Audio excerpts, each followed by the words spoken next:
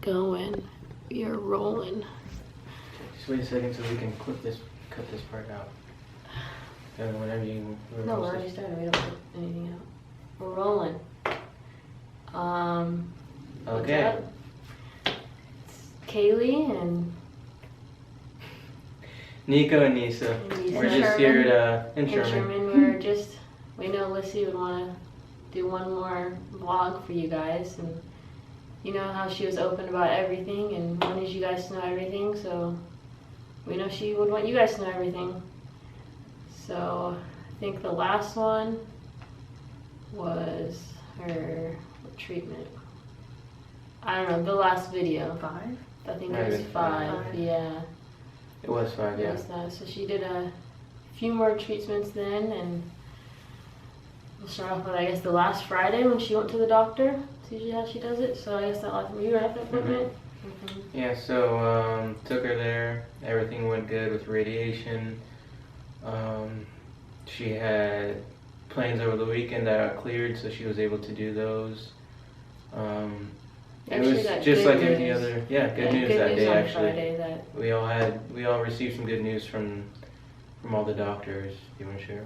Yeah, just that her chemo pill had matched her genetics, and that supposed to work pretty good, or it was working good actually. So the chemo pill that she was receiving was a perfect match for her and her genetics. So it was good news because we were thinking that it would really help with the tumor and the cancer and really make it smaller. So she also got cleared to go visit her best friend Ashlyn in Boise State. They weren't sure if she would be okay to go or not, but they cleared her to drive there, so that's what she did over the weekend. So yeah, they left Friday after her appointment. Some of you might have seen us at a football game, or heard her at the football game. The cheerleaders did some really nice cheers for her, got her spirits up. It's really fun. Thank you, everyone. Yeah, community has been really good with supporting the family, and a lot of moment of silences for her and wearing the armbands and giving special shout outs for her. It's really helped a lot. So thanks to Camus and Vancouver and the whole community. Yeah, so Friday went to the game. Saturday morning just woke up. She got ready to go to Boise. Went to Boise, mom and dad. They had dinner that day, and then Sunday they stayed at a hotel, woke up, went to go see Ashlyn. And then she kind of started feeling a little off. Mm-hmm. You know, started a lot less feeling in her left side, kind of moved to her right side. My mom said she had a hard time walking on her own, so she was in a wheelchair. She was at the point where she would kind of slide out of the wheelchair, and my parents had to hold her up, and so it was kind of getting a little worse on Sunday, and she needed help kind of getting to the bathroom. So. Yeah, so they noticed big difference in her on the drive home.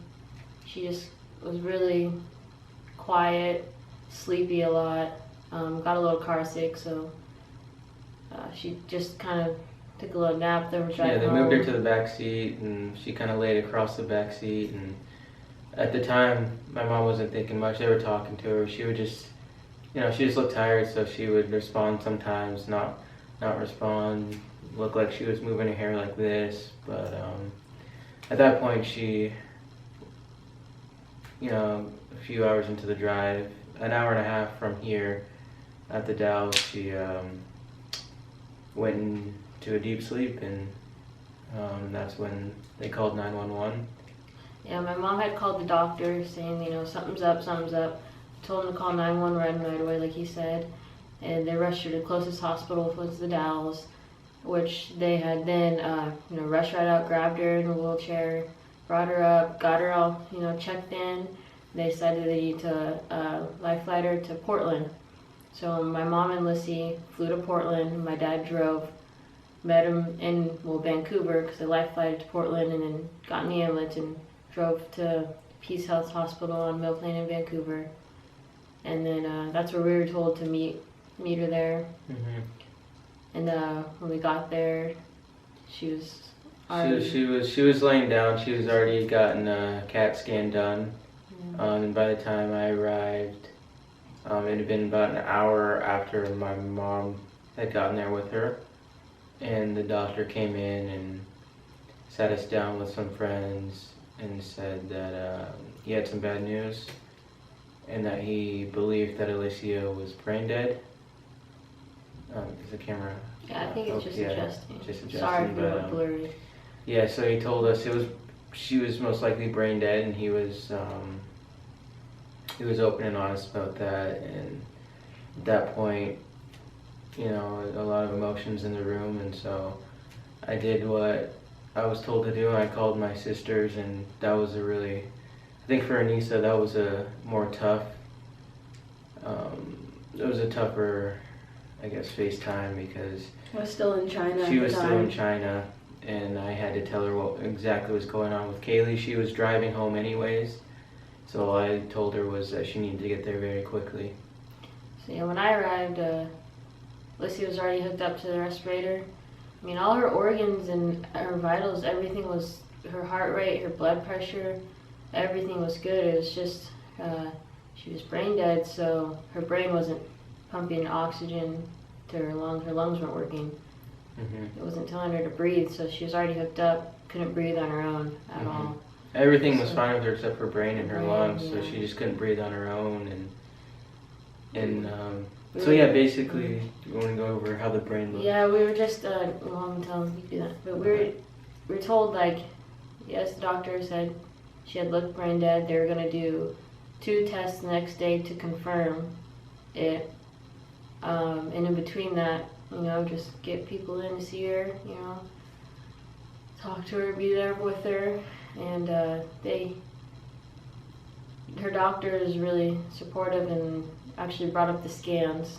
Mm-hmm. And you can... So they showed us the one scan that they took right when she got there on that day, and basically when she went to sleep in the car, it was due to, what's it called? Brain hemorrhage. Brain hemorrhage, Yeah. yeah. So the tumor basically it just started to bleed. Yeah. And her brain got so swollen that when you look at the scan images and stuff, they're supposed to be symmetrical on both sides, like a mirror image, but parts from her left side of the brain were smushed and moved over to the right side and vice versa. So the tumor itself, too, you could tell had at least tripled in size. Mm-hmm. And her brain was just so swollen, pushed up against the skull, that it just moved all the pieces around, which basically made sense on how she was acting, because she lost, you know, all the sensations and movements, and just